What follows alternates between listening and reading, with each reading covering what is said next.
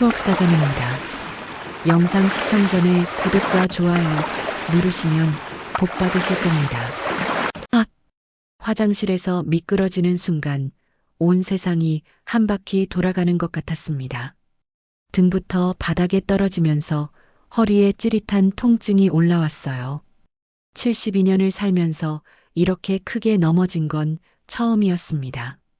한참 동안 바닥에 누워서 숨을 고르고 나서야 겨우 일어날 수 있었어요. 거울을 보니 얼굴이 창백해져 있었습니다. 등과 허리가 아파서 제대로 움직일 수가 없었어요. 화장실 바닥이 젖어 있었던 걸 미처 보지 못했거든요. 혼자 사는 이 집에서 이런 일이 생기니까 갑자기 무서워졌어요. 만약 더 크게 다쳤다면 어떻게 됐을까요? 누가 발견해 줄 사람도 없는데. 거실로 나와서 소파에 조심스럽게 앉았습니다. 허리가 아파서 똑바로 앉기도 힘들었어요. 이런 게 나이 드는 거구나 하는 생각이 들면서 마음이 서글퍼졌습니다. 이 집에서 혼자 산 지 벌써 5년이 되었어요. 남편이 돌아가신 후부터 자식들이 함께 살자고 했지만 저는 거절했습니다. 70년 가까이 살아온 이 집을 떠날 수 없었거든요. 이 집은 남편과 제가 젊었을 때 30년 할부로 산 집이에요. 매달 할부금을 내느라 얼마나 고생했는지 몰라요. 아이들 교육비, 생활비, 모든 걸 아껴가며 살았습니다. 거실을 둘러보니 추억이 가득했어요. 저기 텔레비전 앞에서 아이들이 만화 보며 깔깔거리던 모습, 저 식탁에서 온 가족이 모여 밥 먹던 모습, 특히 부엌에서 새벽마다 아이들 도시락 싸주던 기억이 생생해요. 큰아들 민수는 김밥을 좋아했고 작은아들 민우는 볶음밥을 좋아했죠. 엄마 도시락이 제일 맛있어. 아이들이 그렇게 말해줄 때마다 얼마나 뿌듯했는지 몰라요. 그런데 지금 그 아이들은 어디 있을까요? 일주일에 한 번 안부 전화를 하는 게 전부예요. 바쁘다고, 일이 많다고. 물론 이해해요. 아이들도 각자 가정이 있고 해야 할 일들이 많으니까. 하지만 가끔은 이렇게 외롭기도 합니다. 허리가 계속 아파서 진통제를 찾으려고 일어나려는데 다리에 힘이 제대로 들어가지 않았어요. 아, 이게 정말 큰 문제가 될 수도 있겠구나 싶었습니다. 핸드폰을 들고 큰아들 민수에게 전화했어요. 여보세요, 민수야. 엄마, 무슨 일이세요? 엄마가 화장실에서 넘어졌어. 뭐라고요? 많이 다치셨어요? 민수의 목소리가 갑자기 긴장된 것을 느꼈어요. 크게 다치지는 않았는데 허리랑 다리가 좀 아파서. 엄마, 병원에 가봐야 해요. 제가 지금 갈게요. 아니야, 괜찮아. 그냥 좀 쉬면. 안 돼요. 혼자 두면 안 돼요. 전화를 끊고 나서 문득 이상한 느낌이 들었어요. 민수가 이렇게 급하게 반응하는 게 좀 과한 것 같았거든요. 물론 아들이 어머니를 걱정하는 건 당연하지만 30분 후에 민수와 며느리 지은이가 헐레벌떡 달려왔어요. 어머니, 괜찮으세요? 지은이가 제 팔을 부축하면서 걱정스러운 표정을 지었어요. 많이 아프세요? 병원에 가봐야 하는 거 아니에요? 아니야, 그냥 좀 놀란 것뿐이야. 크게 다친 건 아니거든. 하지만 민수가 고개를 저었어요. 엄마, 이런 일이 한 번 생기면 또 생겨요. 혼자 계시기에는 너무 위험해요. 민수야, 엄마가 조심하면 돼. 어떻게 조심해요? 이 집이 얼마나 오래된 집인데. 화장실도 미끄럽고 문턱도 높고. 민수가 집안을 둘러보면서 말했어요. 마치 이 집의 문제점을 찾고 있는 것 같았습니다. 그리고 어머니 혼자 계시면 응급 상황에 어떻게 대처하세요? 지은이도 거들었어요. 맞아요, 어머니. 요즘 독거노인 사고가 얼마나 많은데요. 뉴스에서도 자주 나오잖아요. 두 사람이 번갈아 가며 걱정을 표현하는데 왜인지 모르게 불안한 기분이 들었어요. 물론 저를 걱정해주는 마음은 고맙지만 뭔가 과도한 것 같았거든요. 엄마, 우리가 진지하게 이야기해봐야 할 것 같아요. 민수가 제 앞에 앉으면서 진중한 표정을 지었어요. 앞으로 어떻게 사실 건지 말이에요. 무슨 소리니? 엄마는 지금까지처럼 여기서 살 거야. 어머니, 그게 과연 안전할까요? 지은이가 끼어들었어요. 오늘같이 넘어지기라도 하면 어떻게 해요? 골절이라도 되면 큰일이잖아요. 아직 그 정도는 아니야. 지금은 그렇다고 해도 앞으로는 모르잖아요. 민수가 제 손을 잡으면서 말했어요. 엄마, 우리가 좀 더 안전한 방법을 생각해 봐야 할 것 같아요. 안전한 방법이라고요? 그게 뭘까요? 민호한테도 연락해서 같이 이야기해 봐요. 민수가 둘째 아들에게 전화하는 모습을 보니까 갑자기 가슴이 두근거렸어요. 왜 이런 기분이 드는 걸까요? 1시간 후에 민호와 수진이도 왔어요. 온 가족이 모인 거였습니다. 어머니, 많이 놀라셨죠? 수진이가 제 곁에 앉으면서 다정하게 말했어요. 괜찮아, 별일 아니야. 하지만 네 사람이 모두 저를 둘러싸고 앉으니까 왠지 위축되는 기분이었어요. 어머니, 오늘 일로 저희가 느낀 게 많아요. 민호가 입을 열었어요. 혼자 사시기에는 정말 위험하다는 생각이 들어요. 맞아요, 어머니. 저희가 매일 걱정하고 있었거든요. 지은이도 맞장구를 쳤어요. 특히 밤에 무슨 일이라도 생기면 어떻게 해요? 네 사람이 입을 모아 걱정한다고 하는데 이상하게 불안감만 커졌어요. 이게 정말 저를 위한 걱정일까요? 아니면, 아니에요. 그런 생각하면 안 됩니다. 제 자식들이 저를 걱정하는 건 당연한 일이죠. 하지만 가슴 한구석에서는 계속 이상한 느낌이 들었습니다. 마치 뭔가 큰 일이 시작되려고 하는 것 같은. 그날 밤 자식들이 모두 돌아가고 나서 혼자 집에 남았을 때 문득 이런 생각이 들었어요. 오늘 넘어진 게 정말 단순한 사고였을까? 아니면 뭔가의 시작이었을까? 잠들기 전까지 그 생각을 떨쳐낼 수가 없었습니다. 사고가 난 지 사흘이 지났는데도 허리가 계속 아팠습니다. 걸을 때마다 찌릿찌릿한 통증이 올라와서 집안에서도 조심조심 움직여야 했어요. 그런데 이상하게도 그 사흘 동안 자식들이 매일 전화를 했습니다. 평소에는 일주일에 한 번 정도 안부 인사하는 게 전부였는데 말이에요. 엄마, 오늘은 어떠세요? 허리 아픈 건 좀 나아졌어요? 혹시 또 어딘가 아픈 데는 없으세요? 너무 자주 걱정해 주니까 고맙기도 했지만 한편으로는 과하다는 생각도 들었어요. 그냥 넘어져서 멍든 것뿐인데 오늘 오후에 민수가 또 찾아왔습니다. 이번에는 혼자 왔어요. 엄마, 몸은 좀 어때요? 많이 나아졌어. 걱정하지 마. 하지만 민수는 제가 걷는 모습을 유심히 지켜보더라고요. 마치 뭔가 확인하려는 것처럼 말이에요. 엄마, 아직도 많이 불편해 보이는데요. 괜찮다고 했잖아. 나이 들면 이런 일도 있는 거야. 민수가 소파에 앉으면서 심각한 표정을 지었어요. 엄마, 그게 저희가 며칠 동안 이야기해 봤는데요. 무슨 이야기? 어머니 앞으로 생활에 대해서요. 갑자기 가슴이 불안해졌어요. 무슨 이야기를 했다는 걸까요? 엄마, 솔직히 말씀드리면 저희가 너무 걱정돼요. 뭐가 걱정이니? 이렇게 혼자 계시는 게요. 민수가 제 손을 잡으면서 말했어요. 이번에 넘어진 것만 봐도 얼마나 위험한지 알 수 있잖아요.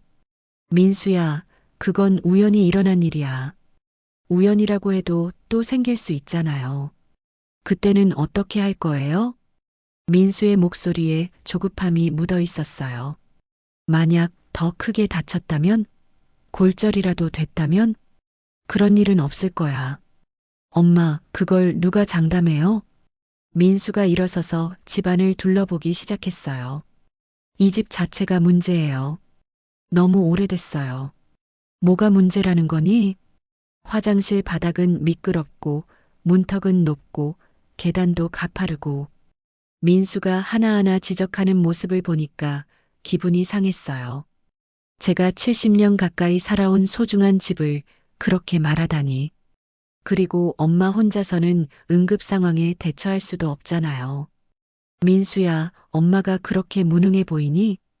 그런 게 아니라 나이가 드시면서 체력도 예전 같지 않고 민수가 말을 흐리면서 다시 제 옆에 앉았어요. 엄마, 저희가 한 가지 제안이 있어요. 제안이라고요? 갑자기 심장이 빨리 뛰기 시작했어요. 무슨 제안? 요양원이요. 그 순간 머리가 하얘졌어요. 요양원이라고요? 민수야, 갑자기 무슨 소리야? 엄마, 요즘 요양원이 예전과 많이 달라요. 정말 좋아졌거든요. 그런 게 문제가 아니야. 제 목소리가 커졌어요. 엄마는 이 집에서 살고 싶어. 엄마, 진정하세요. 일단 들어보세요. 민수가 제 어깨를 토닥이면서 말했어요. 요양원에 가시면 24시간 전문 간병이 가능해요. 의료진도 상주하고 있고요. 민수야, 엄마가 아픈 것도 아닌데 왜 그런 곳에 가야 해? 아프기 전에 예방하는 거죠. 그리고 같은 또래분들과 함께 지내시면 외롭지도 않을 거예요. 외롭지 않다고요? 70년 동안 살아온 집을 떠나는 게 외롭지 않다는 거예요? 엄마, 시설도 정말 좋아요. 호텔 같다고 하더라고요. 민수가 핸드폰을 꺼내서 뭔가를 보여줬어요. 제가 알아본 곳인데 여기 보세요. 얼마나 깨끗하고 좋아요? 화면에는 깔끔한 시설의 사진들이 나와 있었어요. 하지만 전혀 관심이 없었습니다. 민수야, 엄마는 관심 없어. 엄마, 일단 구경이라도 가보세요. 싫어. 왜요? 한 번만 보시고 결정하세요. 민수가 계속 설득하려고 하는데 갑자기 현관문이 열렸어요. 지은이었습니다. 어머니, 안녕하세요. 오빠가 여기 있네요. 지은이가 들어오면서 밝게 인사했어요. 민수가 요양원 이야기를 꺼냈구나. 지은이가 이미 알고 있다는 건가요? 어머니, 정말 좋은 곳이에요. 제가 직접 알아봤거든요. 지은이도 핸드폰을 꺼내서 보여줬어요. 여기 식당도 보세요. 호텔 뷔페 같죠? 두 사람이 번갈아 가며 요양원 자랑을 하는데 저는 점점 기분이 나빠졌어요. 그리고 여기는 프로그램도 다양해요. 요가도 하고 노래 교실도 있고 어머니 취미 생활도 할 수 있어요. 지금은 집에서 뭘 하세요? 지은이의 말에 가슴이 아팠어요. 지금 제가 집에서 뭘 하냐고요? 이 집에서 살아가는 것 자체가 제 인생인데. 그리고 무엇보다 안전해요. 24시간 간병사가 있으니까 넘어질 걱정도 없고요. 의료진도 상주해서 응급 상황에도 바로 대처할 수 있어요. 두 사람이 말하는 걸 들으면서 갑자기 깨달았어요. 이 사람들이 벌써 요양원을 알아봤다는 거예요? 제가 넘어진 지 사흘밖에 안 됐는데? 너희들, 언제부터 요양원을 알아봤니? 민수와 지은이가 서로를 바라봤어요. 어머니가 넘어지시고 나서 바로 알아봤어요. 사흘 만에? 네, 빨리 알아봐야 좋은 곳 들어갈 수 있거든요. 뭔가 이상했어요. 너무 빨랐어요. 마치 미리 준비하고 있었던 것 같은. 어머니, 걱정하지 마세요. 비용은 저희가 다 처리할게요. 지은이가 제 손을 잡으면서 말했어요. 어머니는 편하게 계시기만 하면 돼요. 비용을 자식들이 낸다고요? 그럼 이 집은 어떻게 되는 거죠? 그럼 이 집은? 집은 저희가 알아서 할게요. 어머니 걱정하실 필요 없어요. 알아서 한다고요? 무슨 뜻인가요? 민수야, 엄마는 이 집을 떠날 생각이 없어. 엄마, 하지만 안전 문제가. 안전은 엄마가 조심하면 돼. 제 목소리가 커지자 지은이가 나섰어요. 어머니, 우리도 걱정돼서 밤잠을 못 자요. 매일매일 전화드리는 것도 어머니가 괜찮으신지 확인하려고 그런 거예요. 아, 그래서 매일 전화를 했구나. 저를 걱정해서가 아니라 확인하려고. 어머니, 일단 구경만이라도 가보세요. 마음에 안 드시면 안 가셔도 돼요. 그래요, 어머니. 한 번만 보시고 판단하세요. 두 사람이 계속 설득하는데 저는 더 이상 듣고 싶지 않았어요. 그만해. 엄마는 절대 안 가. 어머니, 이 집이 엄마 집이야. 여기서 태어나서 여기서 죽을 거야. 제가 소리를 지르자 두 사람이 당황한 표정을 지었어요. 엄마, 너무 흥분하지 마세요. 흥분하지 말라고? 자식들이 엄마를 집에서 내보내려고 하는데 내보낸다는 게 아니라 그럼 뭐야? 요양원 보내는 게 뭐야? 민수가 한숨을 쉬었어요. 엄마, 저희도 어쩔 수 없어요. 정말 걱정돼서 그런 거라고요. 걱정되면 자주 와서 보면 되잖아. 저희도 일이 있어서 매일 올 수는 없잖아요. 결국 그거였어요. 자신들이 불편하니까 저를 다른 곳으로 보내려는 거였어요. 오늘은 그만 가라. 더 이상 이야기하고 싶지 않아. 어머니, 가라고 했어. 결국 두 사람이 나갔어요. 하지만 나가면서 지은이가 한 말이 계속 귓가에 맴돌았습니다. 어머니, 생각해 보세요. 이런 일이 또 생기면 정말 위험해요. 정말 위험할까요? 아니면 자식들이 귀찮아서 그런 걸까요? 그날 밤 잠이 오지 않았어요.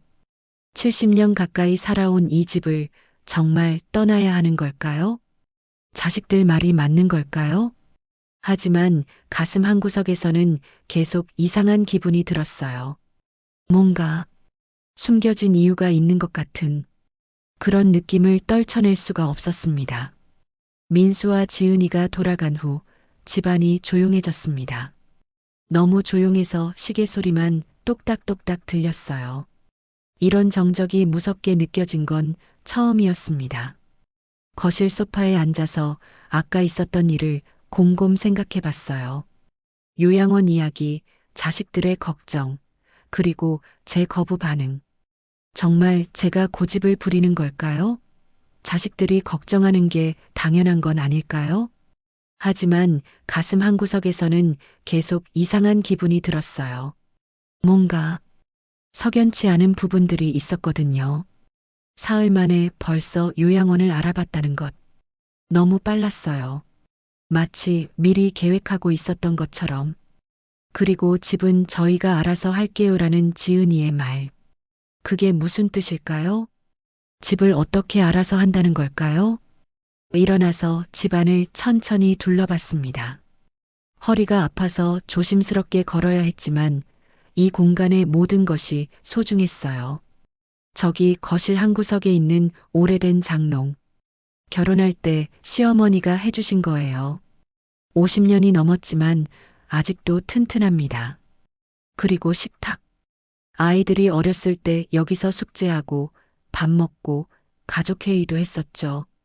테이블 한쪽 모서리에는 민호가 어렸을 때 연필로 긁은 자국이 아직도 남아 있어요. 엄마, 미안해요. 실수였어요. 그때 민호가 울면서 사과하던 모습이 생생해요.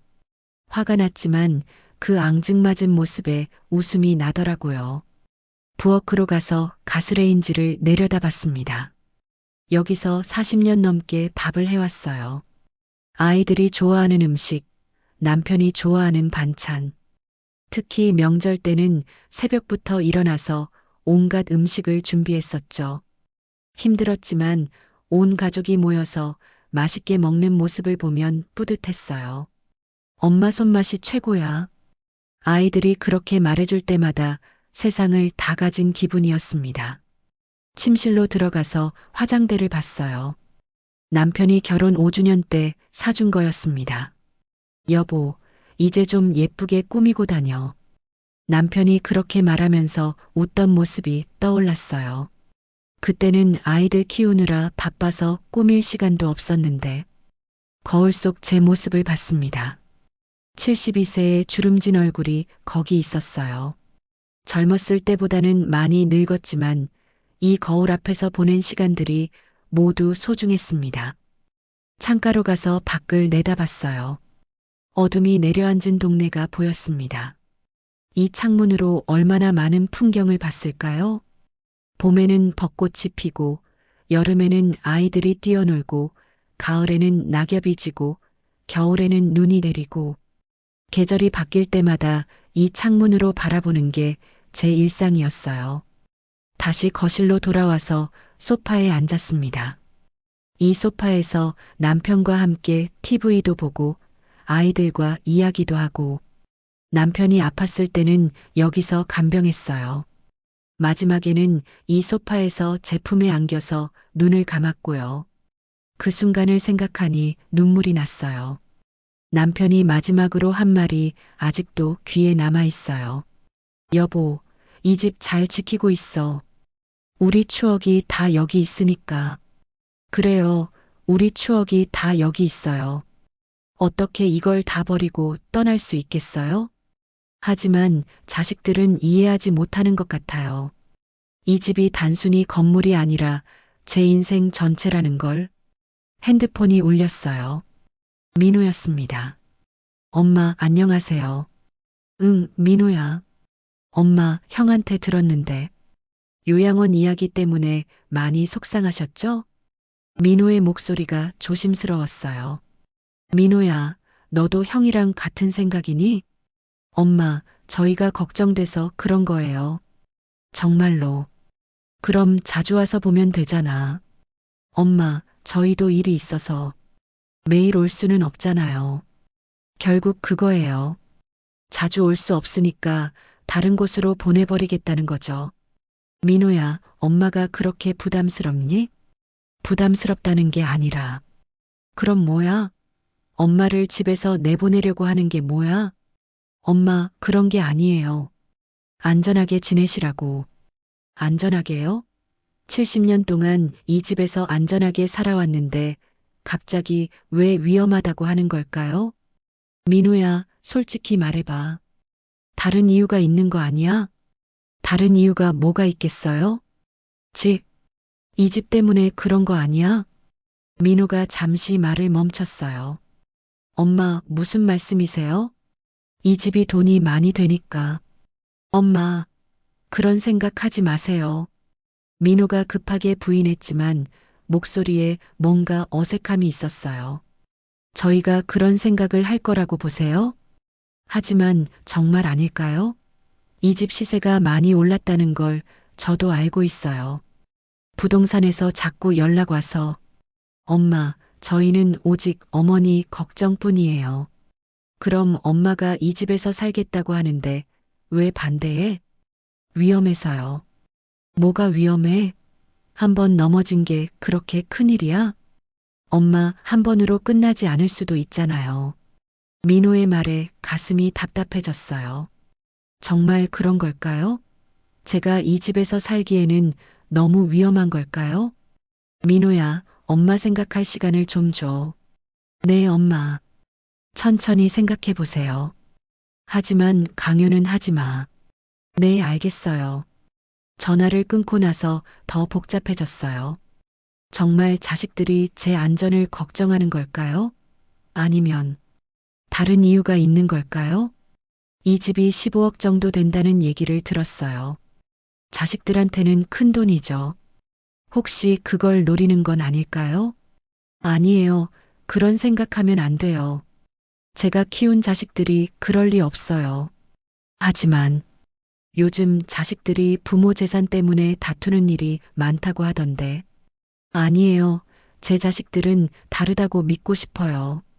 잠들기 전에 침실을 한 번 더 둘러봤어요.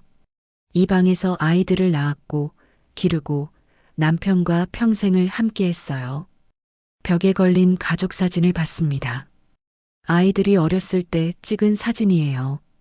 그때는 정말 행복했는데, 지금 그 아이들이 저를 이 집에서 내보내려고 하다니, 이불을 덮고 누우면서 생각했어요.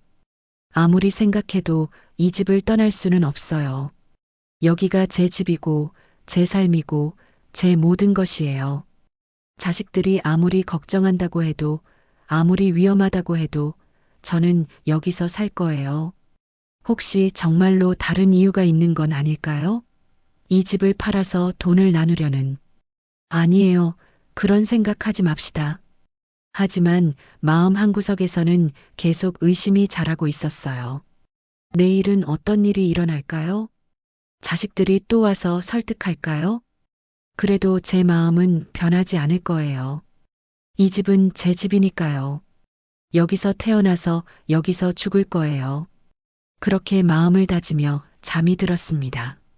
하지만 꿈속에서도 계속 불안했어요. 뭔가 큰 일이 일어날 것 같은 그런 예감이 들었거든요. 다음 날 오후 현관벨이 울렸습니다. 문을 열어보니 옆집에 사는 김복순 할머니였어요. 저보다 3살 위인 75세인데 이 동네에서 가장 오래 사신 분이에요. 순희 씨, 안녕하세요. 아이고, 복순이 언니. 어서 들어오세요. 복순이 언니는 저와 45년을 이웃으로 지낸 분이에요. 아이들이 어렸을 때부터 서로 돌봐주며 살았죠. 순희 씨 넘어지셨다는 얘기 들었는데 괜찮아요? 네, 많이 나아졌어요. 앉으세요. 복순이 언니가 소파에 앉으면서 제 얼굴을 자세히 살펴봤어요. 얼굴이 좀 안 좋아 보이는데 많이 놀라셨죠? 그게 몸이 아픈 것보다 다른 일로 속상해서요. 무슨 일인데요? 복순이 언니가 걱정스러운 표정을 지었어요. 아들들이 요양원에 가라고 해서요. 그 말을 하자 복순이 언니의 표정이 확 굳어졌어요. 뭐라고요? 요양원? 네. 집에서 혼자 사는 게 위험하다면서요. 복순이 언니가 고개를 저으면서 한숨을 쉬었어요.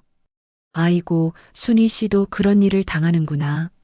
언니, 무슨 말씀이세요? 순희 씨, 요즘 동네에서 그런 일이 얼마나 많은 줄 알아요? 복순이 언니가 제 손을 잡으면서 심각한 표정을 지었어요. 자식들이 부모를 요양원 보내고 집을 처분하는 일이 정말 많아요. 설마요. 정말이에요. 지난달에도 앞동 이분이 그렇게 됐어요. 복순이 언니가 구체적인 이야기를 해주기 시작했어요. 78세 할머니였는데 딸이 와서 똑같은 소리 했어요. 혼자 사시기 위험하다고, 요양원이 더 안전하다고. 그래서 어떻게 되셨어요? 결국 요양원에 가셨어요. 그리고 일주일 만에 집이 매물로 나왔어요.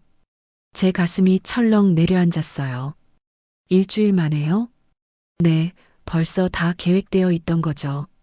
그분은 그 사실도 모르셨을 거예요. 복순이 언니가 계속 말했어요.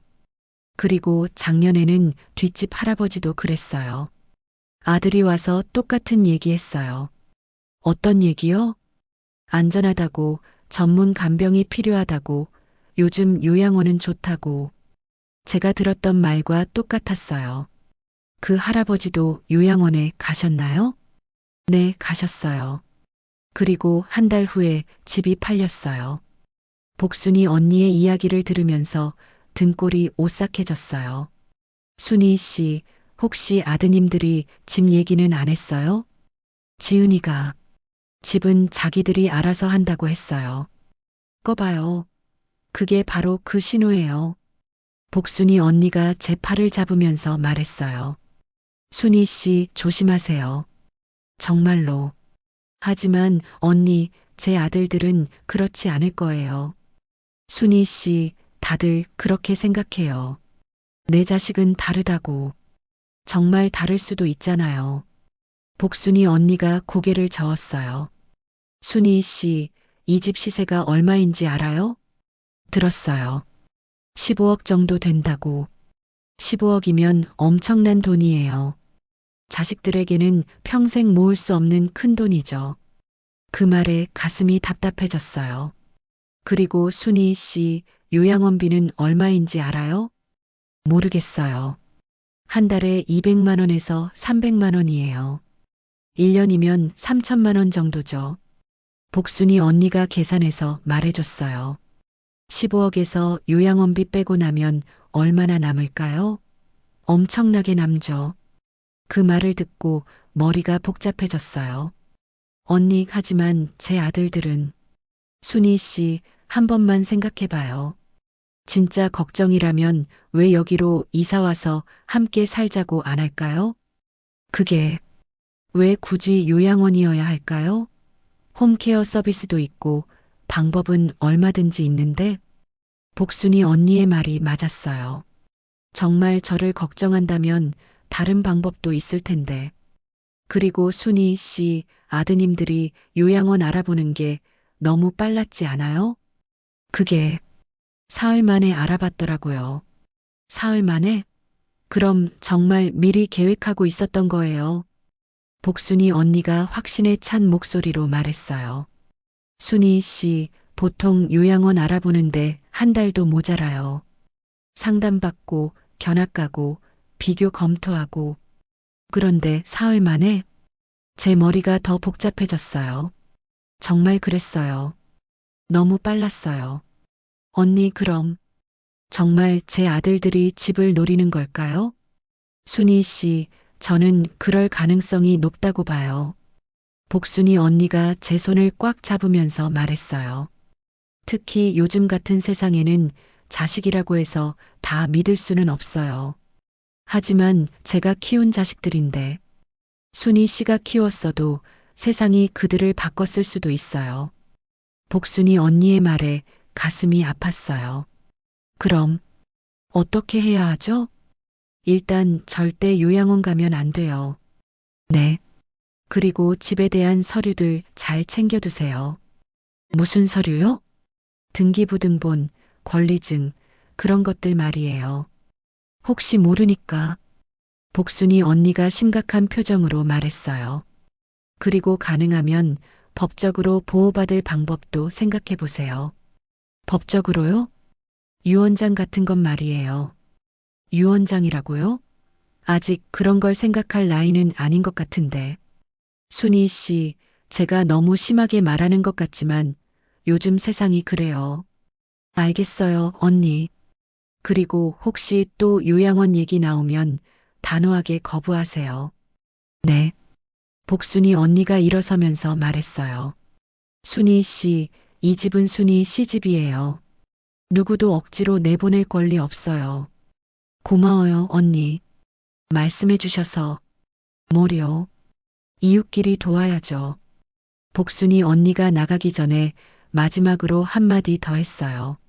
순희 씨, 혹시 이상한 일 생기면 언제든 연락하세요. 제가 도와드릴게요. 네, 고맙습니다. 복순이 언니가 나가고 나서 혼자 생각해 봤어요. 정말 제 아들들이 집을 노리는 걸까요? 복순이 언니 말이 맞는 걸까요? 아니에요. 아직 확실하지 않아요. 제 자식들을 믿고 싶어요.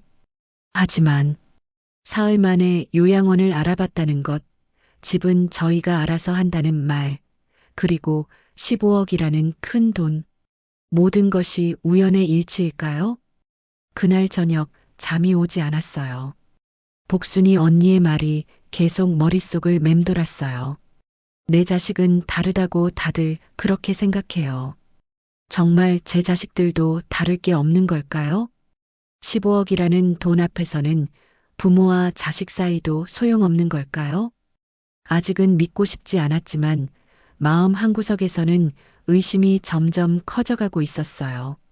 내일 또 아들들이 오면 어떻게 해야 할까요? 이제는 좀 더 신중하게 생각해 봐야 할 것 같았어요. 혹시나 해서 말이에요.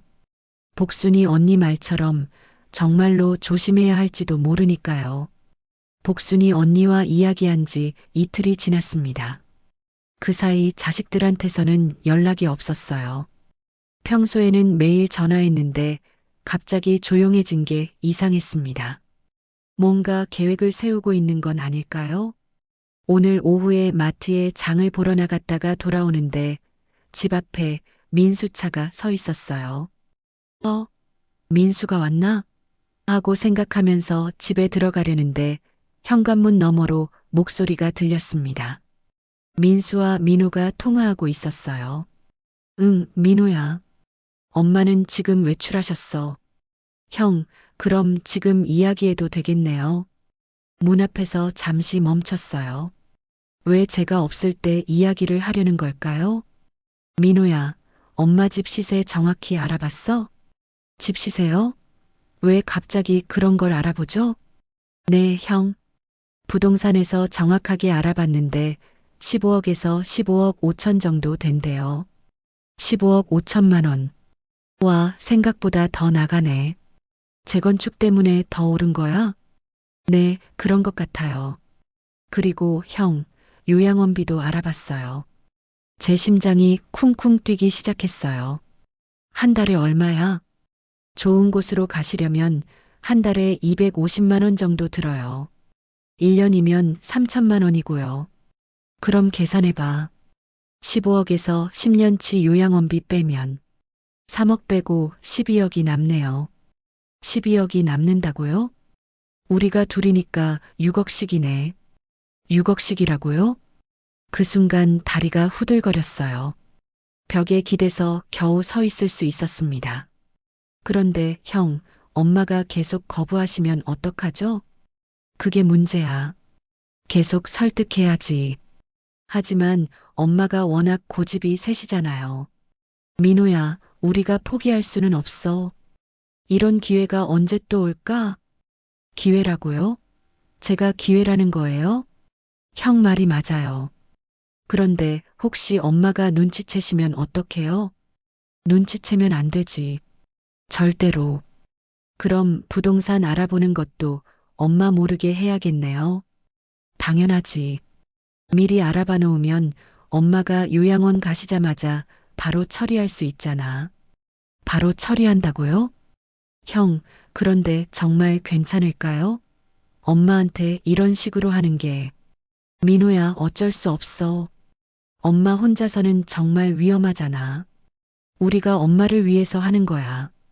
엄마를 위해서라고요? 12억을 나눠 갖는 게 저를 위해서라고요? 그리고 솔직히 말하면 요양원이 엄마한테도 더 좋을 거야. 같은 또래 사람들이랑 지내시고 전문 간병도 받으시고. 맞아요, 형. 엄마한테도 더 좋은 거죠. 자기들을 합리화하고 있었어요. 그런데 형, 요양원은 어디로 정했어요? 아직 몇 군데 더 알아봐야 해. 너무 가깝지도 너무 멀지도 않은 곳으로. 왜요? 너무 가까우면 자주 면회 가야 하잖아. 너무 멀면 또 그것대로 문제고. 면회 가는 것도 귀찮다는 뜻인가요? 아, 그렇네요. 적당한 거리가 좋겠어요. 그리고 민호야, 이 얘기는 지은이랑 수진이한테도 함구령 내려야 해. 왜요? 여자들이 감정적이잖아. 괜히 양심의 가책 느껴서 흔들릴 수도 있어. 양심의 가책이라고요? 그럼 자기들도 잘못하고 있다는 걸 아는 거네요? 알겠어요, 형. 아내한테는 말 안 할게요. 좋아. 그리고 엄마한테는 계속 안전 문제를 강조하자. 그게 제일 설득력 있어. 설득력 있는 거짓말을 하자는 뜻이었어요. 네, 형. 그런데 언제까지 기다려야 할까요? 최대한 빨리 해야지. 너무 오래 끌면 엄마가 눈치챌 수도 있어. 그럼 다음 주까지는 결정이 나야겠네요? 그래야지. 이번 주말에 한 번 더 가족회의 해보자. 가족회의라고요? 저를 속이기 위한 작전회의죠? 알겠어요, 형. 그럼 토요일에 우리 집으로 오세요. 그래. 그런데 민호야, 정말 조심해야 해. 엄마가 절대 눈치채면 안 돼. 네, 알겠어요. 완전 비밀로 하죠. 그 순간 민수가 전화를 끊는 소리가 들렸어요. 저는 재빨리 현관문에서 떨어져 나왔습니다. 심장이 터질 것 같이 뛰었어요. 잠시 후 민수가 현관문을 열고 나왔어요. 엄마 다녀오셨어요? 응. 쇼핑은 잘하셨어요? 제가 대답할 수 없었어요. 방금 들은 대화 때문에 머리가 하얘졌거든요. 엄마 얼굴이 안 좋아 보이는데 괜찮으세요? 괜찮아. 그럼 저는 이만 가볼게요. 내일 또 연락드릴게요. 민수가 차를 타고 가는 모습을 보면서 눈물이 났어요. 집에 들어가서 소파에 주저앉았습니다. 방금 들은 게 현실인가요? 제가 키운 아들들이 정말 제 집을 노리고 있었던 건가요? 복순이 언니 말이 맞았어요. 정말 맞았어요.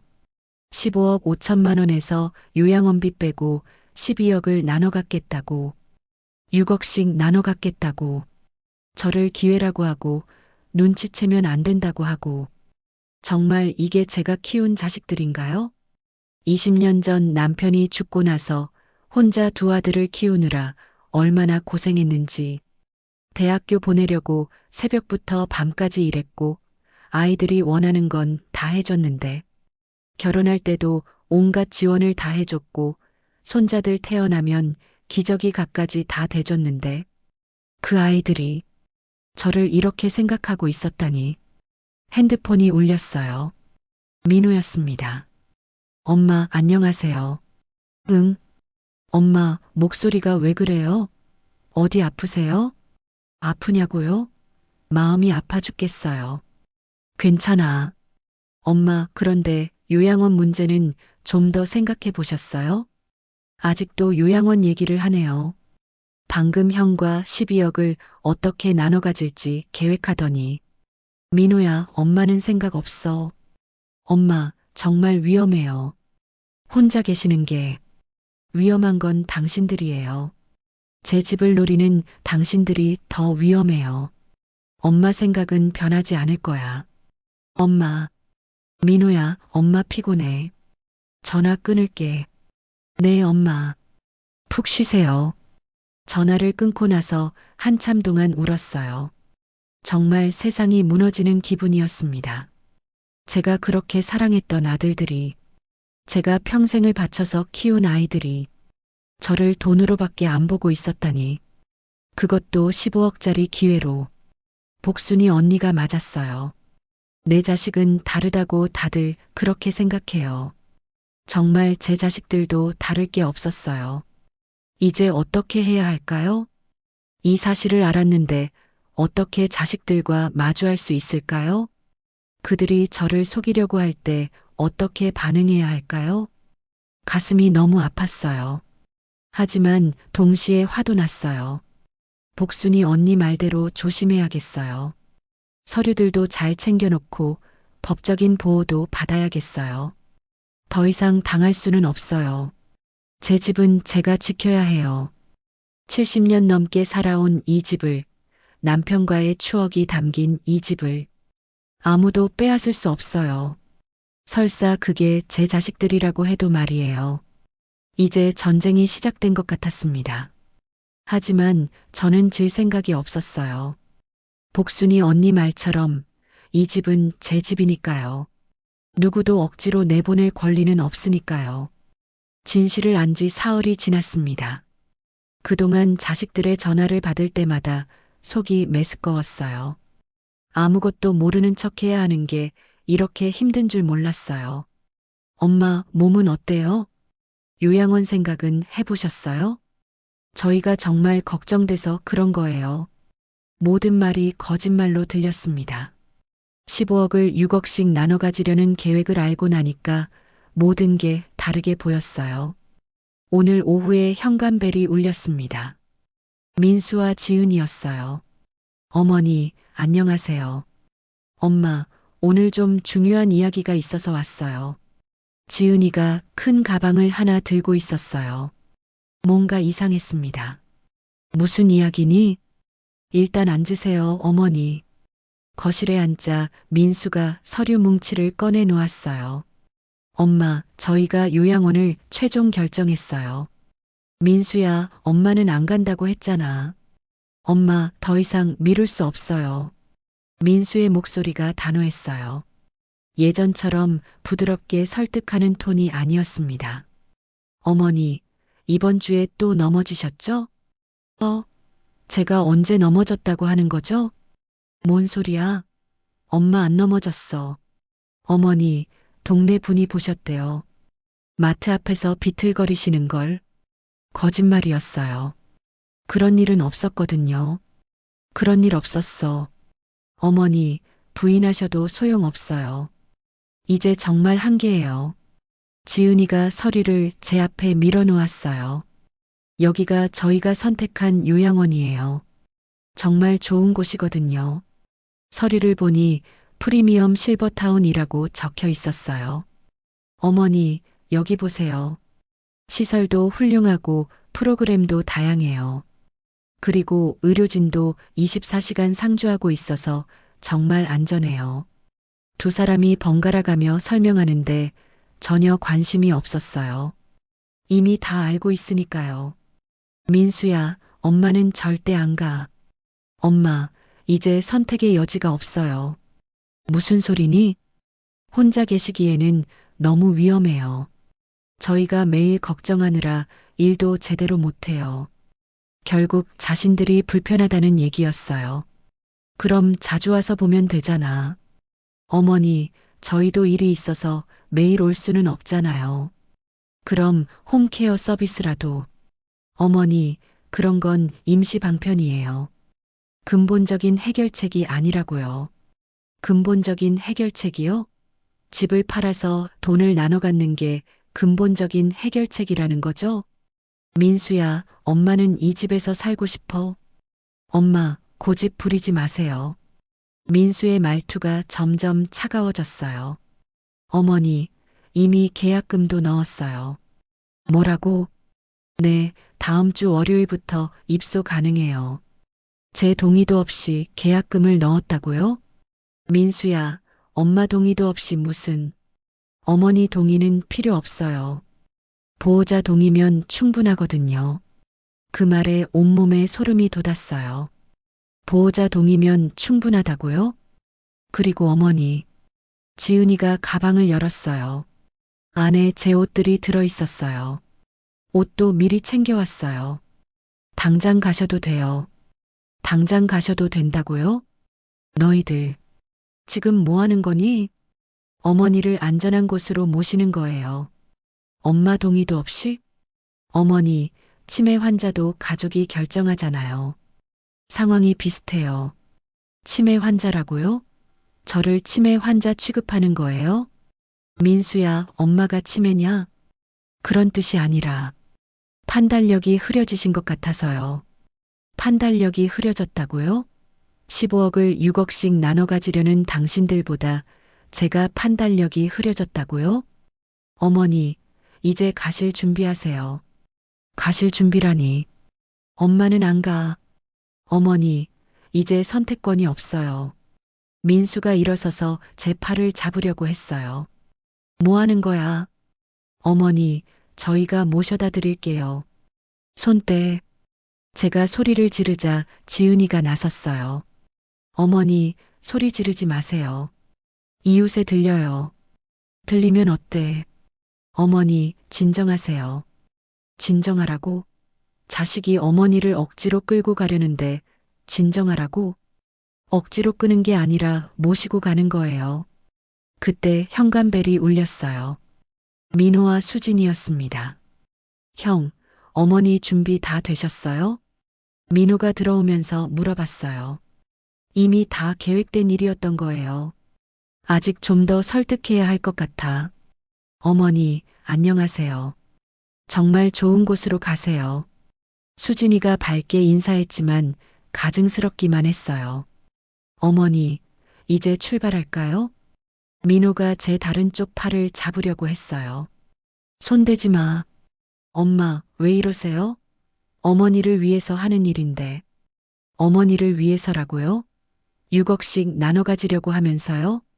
민호야, 너도 이런 짓에 동참하는 거니? 어머니, 이런 짓이라뇨? 저희가 얼마나 고민했는데. 고민했다고요? 15억을 어떻게 나눠 가질지 고민했겠죠? 그만해. 엄마는 절대 안 가. 어머니, 이제 고집 부릴 때가 아니에요. 민수가 강제로 제 팔을 잡았어요. 나, 놓으라고. 어머니, 차에 타세요. 네 사람이 저를 둘러싸더니 억지로 끌고 가려고 했어요. 안 가. 절대 안 가. 어머니, 소리 지르지 마세요. 도와주세요. 누가 좀 도와주세요. 제가 소리를 지르자 지은이가 제 입을 막으려고 했어요. 어머니, 조용히 하세요. 그 순간 정말 무서웠어요. 제가 키운 자식들이 저를 납치하려고 하는 것 같았거든요. 복순이 언니, 도와주세요. 다행히 복순이 언니가 나타났어요. 이게 무슨 일이야? 언니 도와주세요. 복순이 언니가 상황을 파악하고는 큰 소리로 말했어요. 여기 사람들아, 이상한 일이 벌어지고 있어. 동네 사람들이 하나둘 나오기 시작했어요. 뭔 일이에요? 저분 자식들이 억지로 끌고 가려고 해요. 민수가 당황해서 제 팔을 놓았어요. 아, 아니에요. 저희 어머니를 요양원에 모시려고. 어머니가 싫다고 하는데 왜 억지로 끌고 가세요? 복순이 언니가 제 편을 들어주었어요. 그게 어머니가 판단력이 뭐가 문제예요?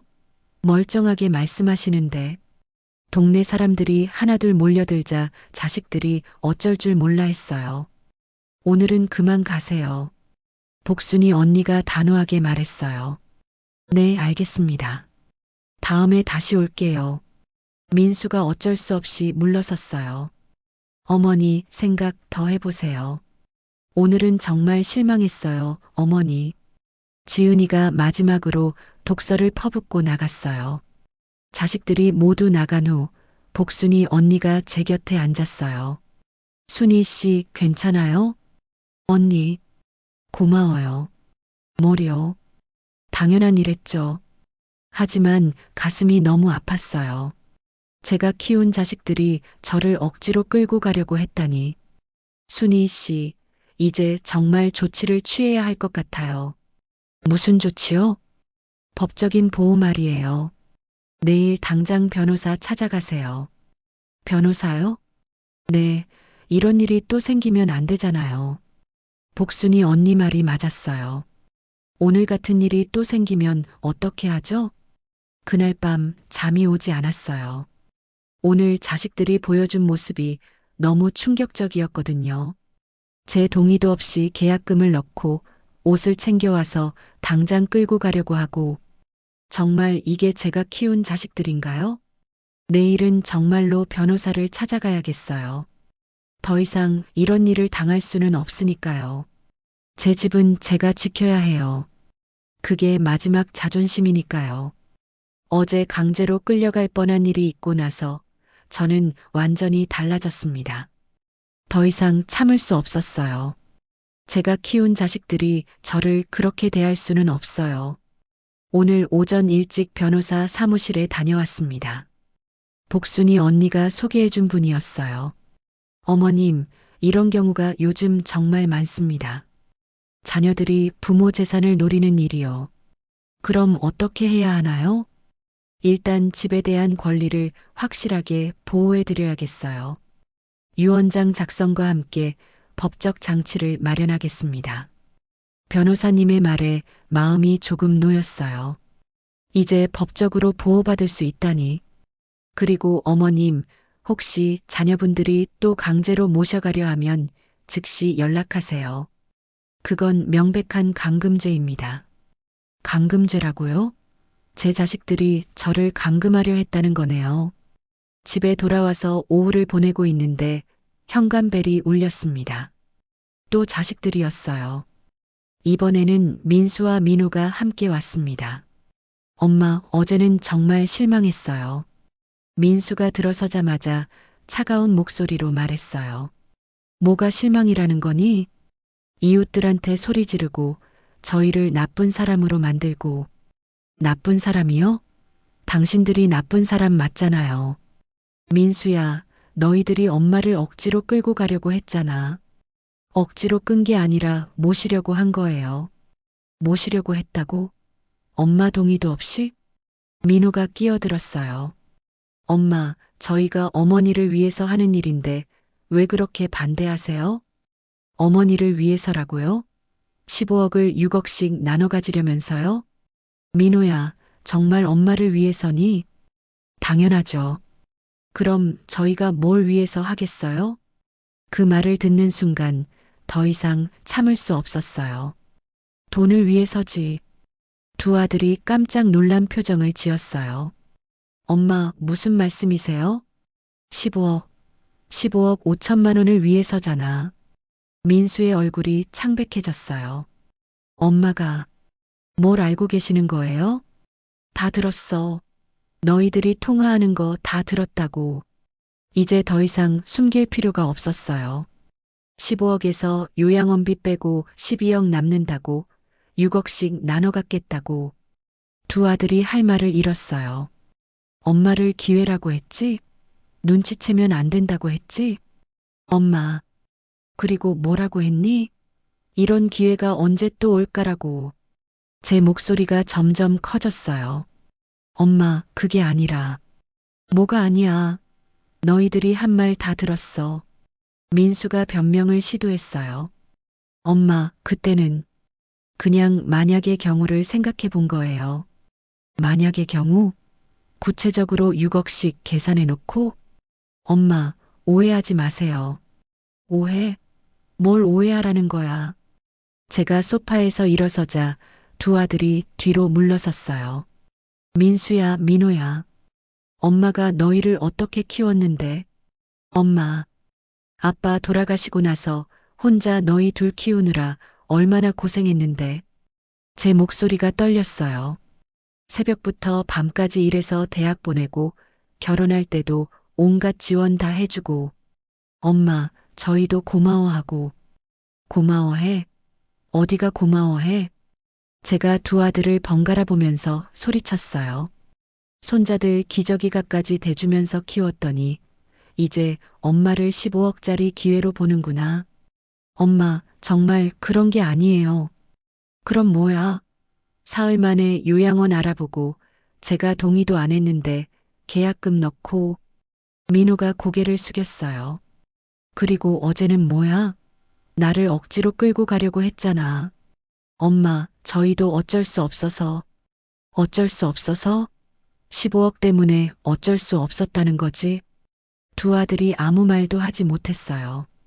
그때 제 안에서 뭔가 완전히 터졌습니다. 내가 키운 아들이 내 등에 칼을 꽂았어요.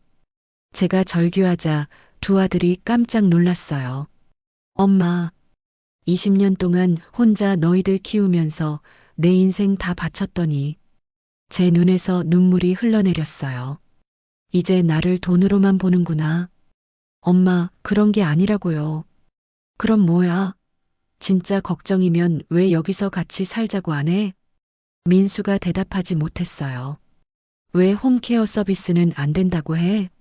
왜 굳이 요양원이어야 해? 그게 집을 팔아야 하니까 그렇지.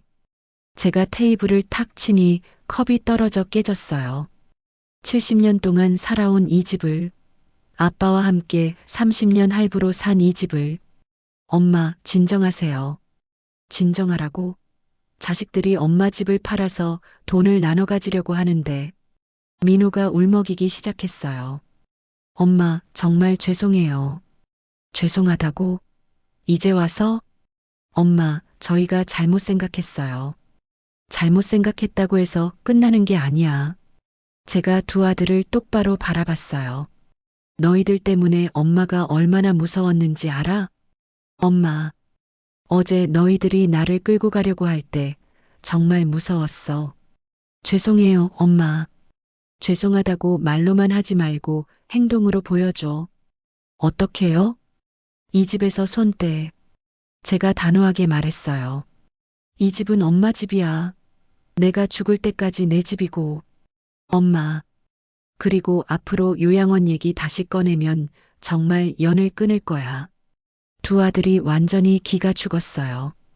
엄마, 그럼 어떻게 하시려고요? 엄마가 알아서 할 거야. 너희들 도움 없이도. 하지만 혼자서는. 혼자가 낫다. 너희들 같은 자식들 있으면 뭐해. 그 말에 민수가 충격받은 표정을 지었어요. 엄마, 너무하잖아요. 너무해. 누가 누구한테 너무하다는 거야. 저희도 엄마를 사랑해요. 사랑해? 15억을 사랑하는 거지. 민호가 무릎을 꿇더니 울기 시작했어요. 엄마, 정말 죄송해요. 저희가 정말 잘못했어요. 이제 와서 무릎 꿇는다고 해결되는 게 아니야. 그럼 어떻게 해야 해요? 앞으로 엄마 일에 간섭하지 마. 제가 현관문 쪽을 가리켰어요. 그리고 오늘부터 이 집에 발을 들여놓지 마. 엄마, 나가. 결국 두 아들이 울면서 나갔어요. 문이 닫히고 나서 저도 소파에 주저앉았습니다. 가슴이 아팠지만 동시에 시원했어요. 드디어 제가 하고 싶었던 말을 다 한 거였거든요. 내가 키운 아들이 내 등에 칼을 꽂았다는 그 말이 정말 맞았어요. 하지만 이제는 더 이상 당하지 않을 거예요. 70년 동안 살아온 이 집에서 제가 원하는 대로 살 거예요. 아무도, 심지어 제 자식들이라도 저를 이 집에서 내보낼 수는 없어요. 법적으로도 보호받을 준비가 되었고 이웃들도 제 편이에요. 이제 정말 새로운 인생이 시작되는 것 같았습니다. 아무에게도 휘둘리지 않는, 오직 제 의지대로 사는 인생 말이에요. 그날부터 6개월이 지났습니다. 제 인생에서 가장 큰 변화가 일어난 6개월이었어요. 우선 법적인 보호부터 완벽하게 마쳤습니다. 변호사님과 함께 유언장을 작성했고 집에 대한 권리를 확실하게 보장받았어요. 어머님, 이제 누구도 어머님을 이 집에서 내보낼 수 없습니다. 변호사님의 말을 들었을 때 정말 안심이 되더라고요. 그리고 신탁 계약도 체결했어요. 만약 제가 판단 능력을 잃게 되더라도 자식들이 마음대로 집을 처분할 수 없도록 말이에요. 이 계약서에 따르면 어머님이 원치 않는 한 절대로 집을 팔 수 없습니다. 완벽한 보호막이 생긴 거였어요. 생활 방식도 완전히 바뀌었습니다. 홈케어 서비스를 받기 시작했어요. 일주일에 3번 전문 간병사님이 오셔서 건강 체크도 하고 집안일도 도와주십니다. 할머님, 오늘 컨디션은 어떠세요? 괜찮아요. 많이 좋아졌어요. 정말 좋아졌어요. 스트레스가 사라지니까 몸도 훨씬 건강해졌거든요. 그리고 응급 상황에 대비해서 응급벨도 설치했어요. 목에 걸고 다니는 작은 기계인데 응급 상황이 생기면 즉시 병원과 연결됩니다. 이제 정말 안전하네요. 복순이 언니가 흐뭇해하면서 말했어요. 언니 덕분이에요. 정말 고마워요. 뭐려? 이웃끼리 당연한 일이죠. 복순이 언니는 여전히 제 든든한 지원군이에요. 경제적으로도 여유가 생겼어요. 자식들한테 돈을 줄 필요가 없으니까 생활비가 많이 절약되더라고요. 홈케어 비용을 제하고도 충분히 여유가 있어서 가끔은 좋아하는 것도 사고 맛있는 것도 먹을 수 있게 되었어요. 이렇게 살아도 되는구나. 혼자서도 충분히 잘 살 수 있다는 걸 깨달았어요. 한 달 전쯤에는 민수가 찾아왔어요. 엄마, 안녕하세요. 6개월 만에 본 큰아들이었습니다. 많이 초라해 보였어요. 왜 왔니? 엄마, 정말 죄송해요. 민수가 고개를 숙이면서 말했어요. 6개월 동안 정말 많이 반성했어요. 그래서 엄마 말씀이 다 맞았어요. 저희가 정말 잘못했어요. 민수의 목소리가 떨렸어요. 엄마, 용서해 주세요. 하지만 저는 예전처럼 쉽게 넘어가지 않았어요. 민수야, 용서는 할 수 있어. 하지만 예전으로 돌아갈 수는 없어. 엄마, 이제 엄마는 달라졌어. 너희들한테 의존하지 않고도 잘 살고 있거든. 민수가 주변을 둘러보더니 놀란 표정을 지었어요. 엄마, 정말 잘 지내고 계시네요. 그래. 홈케어 서비스도 받고 법적 보호도 받고 있어. 법적 보호요? 응. 유언장도 썼고 신탁 계약도 했어. 이제 누구도 엄마를 이 집에서 내보낼 수 없어. 민수가 고개를 끄덕였어요. 잘하셨어요, 엄마. 그리고 민수야, 앞으로 관계는 이렇게 하자. 어떻게요? 1년에 명절 때 2번 정도만 와. 그것도 엄마가 허락할 때만. 네, 알겠어요. 그리고 절대로 돈 이야기는 하지 마. 집 이야기도 하지 마. 네, 엄마. 엄마 건강이나 안부만 물어보고 가. 민수가 눈물을 글썽이면서 말했어요. 엄마, 정말 죄송해요. 그리고 존경해요. 존경? 이렇게 혼자서도 당당하게 사시는 모습이 정말 멋있어요. 그 말을 들으니 기분이 좋더라고요. 민호도 며칠 후에 왔었어요. 역시 많이 반성한 모습이었습니다. 엄마, 정말 죄송해요. 그리고 고마워요. 뭐가 고마워? 엄마가 저희를 잘못된 길에서 돌려 세워주셨어요. 그래. 6개월 동안 생각해보니 저희가 정말 나쁜 짓을 하려고 했더라고요. 민호도 진심으로 반성하는 것 같았어요. 엄마, 앞으로는 진짜 효도하겠어요. 효도는 멀리서 하는 거야. 너무 자주 와서 엄마 귀찮게 하지 말고. 네, 알겠어요. 두 아들 모두 제 새로운 규칙을 받아들였어요. 지난주에는 정말 기분 좋은 일이 있었어요. 동네에서 독거노인 모임이 생겼는데 제가 회장으로 선출된 거였어요. 순옥 씨가 회장을 하시는 게 맞아요. 가장 당당하고 멋있으시거든요. 복순이 언니가 추천해 주었어요. 저희도 순옥 씨처럼 살고 싶어요. 다른 할머니들도 저를 존경한다고 하더라고요. 자식들한테 휘둘리지 않고 당당하게 사는 모습이 정말 멋있어요. 이제는 제가 다른 분들에게 조언을 해드리는 입장이 되었어요. 자식들이 부모 재산을 노린다고 의심되면 즉시 변호사와 상담받으세요. 그리고 절대 혼자 끙끙 앓지 마시고 이웃들과 상의하세요. 제 경험이 다른 분들에게 도움이 되고 있어서 뿌듯했어요. 어제는 변호사님이 정기 방문을 오셨어요. 어머님, 6개월 동안 정말 잘 지내셨네요. 완전히 달라지셨어요. 그래요? 처음 오셨을 때는 정말 힘들어 하셨는데 지금은 너무 당당하고 밝으세요. 정말 그랬어요. 6개월 전에 제가 지금의 저를 본다면 깜짝 놀랄 거예요.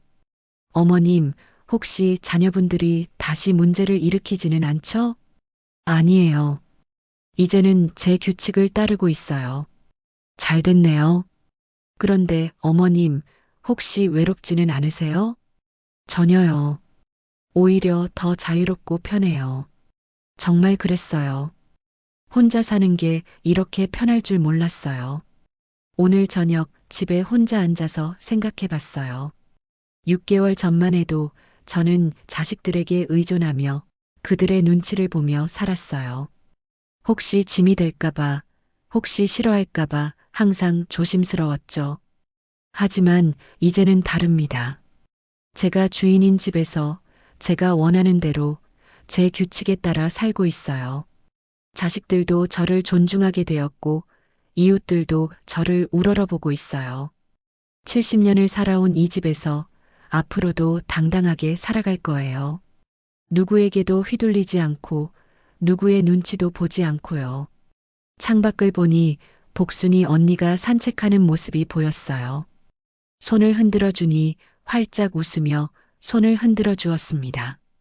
이런 이웃이 있고 법적 보호도 받고 경제적 여유도 있으니 무섭지 않아요. 오히려 매일매일이 새롭고 즐거워요. 72세에 새로운 인생을 시작한 거였거든요. 침실로 들어가서 거울을 봤어요. 6개월 전보다 훨씬 밝고 당당한 표정이었어요. 고생했어, 영자야. 이제 진짜 내가 원하는 대로 살아. 거울 속 제 자신에게 말했어요. 그리고 이불을 덮으며 생각했습니다. 내가 키운 아들이 내 등에 칼을 꽂았다고 절규했던 그날이 오히려 제 인생의 전환점이었어요. 그 상처 때문에 저는 더 강해졌고, 더 독립적이 되었고, 더 당당해졌거든요. 이제는 아무도 저를 함부로 대할 수 없어요. 법적으로도 경제적으로도 사회적으로도 완벽하게 보호받고 있으니까요. 그리고 무엇보다 제 자신이 가장 강한 보호막이 되었어요. 더 이상 누구의 ATM도 누구의 부담도 아닌 그냥 박영자로 살아가는 거예요. 70년 넘게 살아온 이 집에서 제가 원하는 만큼 더 살아갈 거예요. 당당하고 자유롭게 말이에요. 잠들기 전에 마지막으로 생각했어요. 인생이 이렇게 늦게라도 새롭게 시작될 수 있다니 정말 놀라워요. 72세에 찾은 진짜 자유, 정말 소중해요. 내일도 당당하게 살아갈 거예요. 아무도 저를 함부로 할 수 없는 진짜 강한 여성으로 말이에요. 지금까지 영상 시청해 주셔서 감사합니다. 구독, 좋아요 꼭 눌러주세요.